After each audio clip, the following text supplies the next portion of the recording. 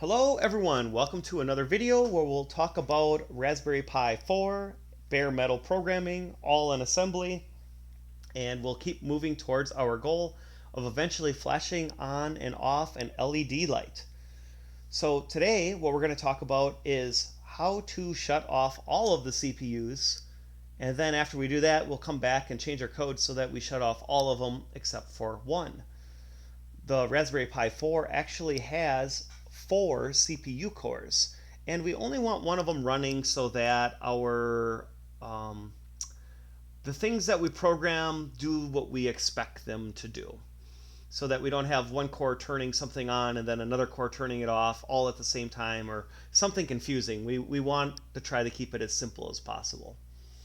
So if we look at our actual code here, you recognize these 3 lines of code. Those have not changed yet, but I did add in a technical reference manual link, and we will be using that today as well. So let's get into it. First thing we're going to do is let's shut all the cores down. I'll include a label. It's going to be an infinite while loop that we're aiming for. And we will go to hang the CPUs.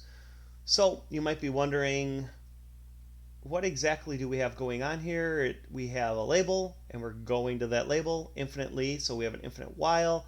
What's WFE? Well, let's look it up in the technical reference manual. If you come into the technical reference manual, go under functional description. There it is, under power management, and look at power modes.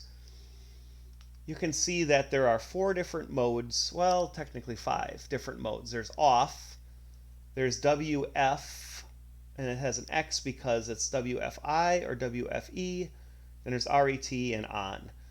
So what we care about in this is WFI and WFE, they're both for low power state. Now why do we choose WFE and not WFI, you might be wondering. Well, fortunately, somebody asked that question of what do we use these for? And the line we care about is right here. The usage for WFE is to put it referring to a CPU into a spin lock loop, and that's what we are doing. This loop is spin locking the processor and putting it into a low power mode. So let's include the link to this documentation in case we ever have a question down the road. Why did we do this? We will know why we did it. So this isn't too terribly helpful. What we want to do is, it is helpful because we achieved our first goal here, but we want to, as our goal, keep one of the cores running. So let's look into that now. I'm going to add another label here. Processor, Core ID, and we're going to introduce a system register. So we talked previously about what a register is, and we compared it to like the windshield wash reservoir where you can add windshield wash to it, and you can also, I suppose you could siphon windshield wash back out of it if you were so inclined to do. A system register is a bit different. A system register is informational, kind of like the VIN number you would have on the car. You look at it and it tells you the unique number that specific vehicle is. Now, the one that we care about is called MPIDR_EL1. What does that mean? Well, let's look at the technical reference manual yet again. So if we come to the technical reference manual, this will actually be under the system control. I keep going to programmer's model for some reason. And if you come into this area in the documentation, you can see there's this lovely little table. And here is MPIDR_EL1. This is the one that we care about. It is the multi-processor affinity register. So let's read a little bit about it. It includes some information that we need.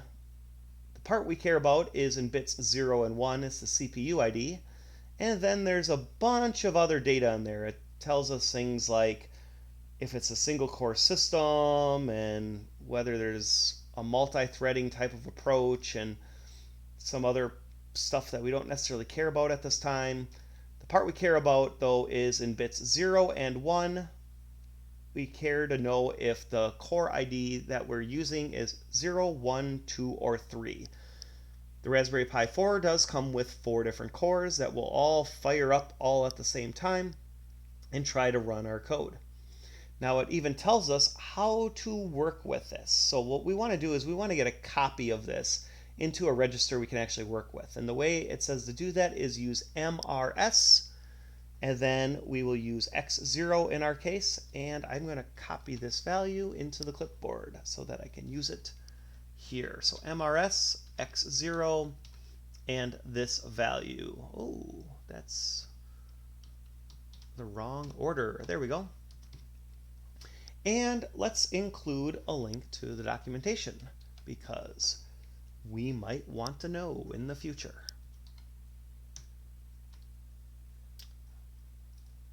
All right, so what we're going to do is something called bit masking. If you've ever painted something and used masking tape, you'll know what we're about to do here. Because mask in bit masking it's not the type of mask you'd wear on your face and go to a masquerade party or something like that. It's more like masking tape. And let's write out an example. So we know that this value here is going to have some numbers in there that we don't care about. And then at the end, let's say that the CPU ID is 3. And we know that this is the number 3.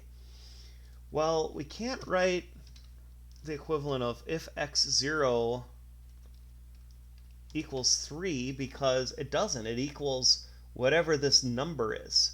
We need to find a way to get rid of this. So we're going to do bit masking.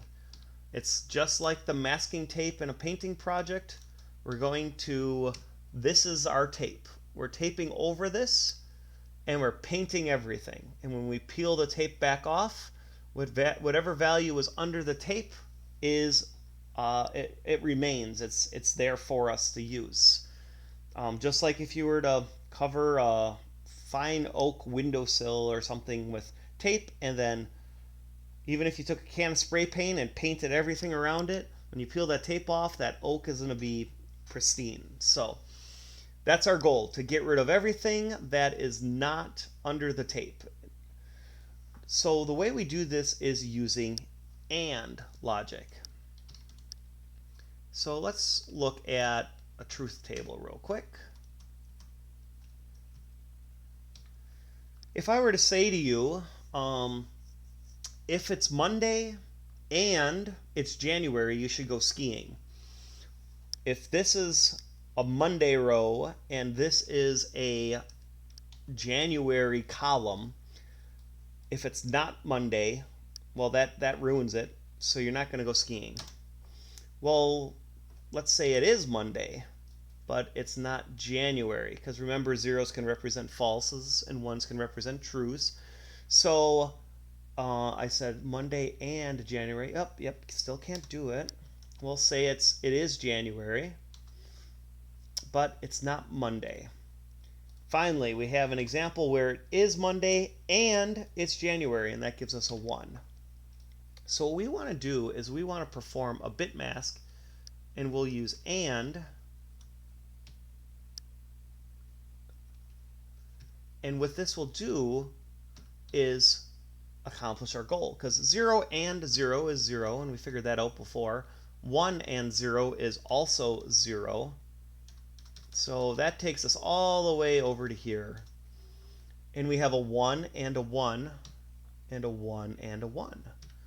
And lo and behold, this gives us the number 3 all by itself, because these binary 3, of course, because the 1's place is a 1, 2's place is a 1, 2 plus 1 is 3. So as you can see, by using this specific mask, which happens to be the number 3, as we just counted, 2, and the value in here, when we AND them together, we get whatever was here. This was like the masking tape in this case. So what if it was processor core 2? We'll keep this as the 3 because this is our masking tape. Well, 1 and 1 is 1, but 0 and 1 is 0. So this gives us 2. So effectively what we've done is wherever a 0 exists, it blots it out and replaces it with a 0. And wherever there's a 1 in our bit mask, it will retain what was underneath the tape in our little example here. And as I said, this was the number 3. And we used AND. So let's take a look briefly at the AND instruction. Make sure we know how to use it. We will use an immediate value of 3. So it says to have our destination, to have a register that you want to AND against, and an immediate value. What it will do is it will perform bitwise and store it in the destination. So we can put AND x0, x0, 3, which is the equivalent of saying x0 equals x0 and 3,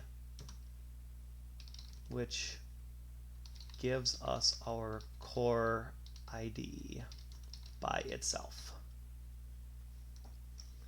Now, you'll remember from the last video we talked about CMP for comparing, and then we used like branch equals or branch not equals to get to where we wanted. Let's combine that all into one line. CBZ.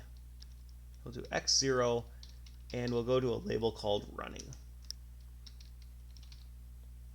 Let's look at how CBZ works real quick. Come into here.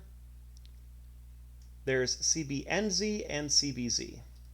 So that's not 0 and this one is 0. We can see that the way it works is it compares the value in the register. So we have x0 with 0. So this would be the equivalent of compare x0, comma, 0. And then it will branch conditionally if they're equal. So it will jump to our label if, essentially, if our register is 0. Now, it does not save the value, just like compare doesn't, and also it does not affect our condition flags, which is handy if we were trying to save them for some reason. The NZ version is just the opposite. Essentially, if it is any number other than 0, it will go to the label. In this example, though, we want it to go to the label if it's core 0, because cores 1, 2, and 3 we will be shutting down, but core 0 we will continue running with. Let's make sure it compiles. Oh, I want to include that because some assemblers care about that. We'll run our statement here.